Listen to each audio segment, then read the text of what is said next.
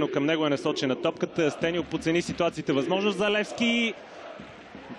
Диаби тук нямаше засада. Изглежда Живко Миянов изпревари Симеон Райков.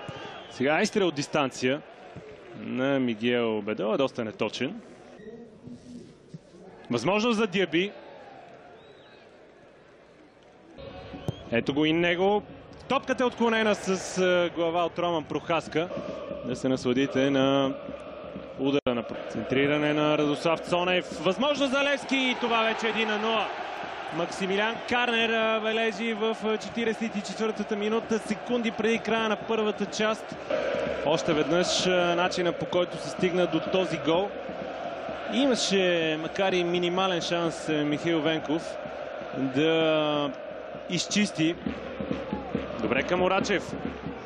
Изстрел на Мики Орачев. Изстрел на Роман Прохаска. Дали Китанов игра последен с топката. Хубав пас. Възможност за Черно море. Дали резултатът тук ще бъде изравнен? Ще се стигне ли до изненадваща развръзка на стадион Георги Аспарухов? Тук претенции за Дуспа. И осъществява много опасна бърза атака Бедоя. Ще успее ли да подаде точно? Прави го!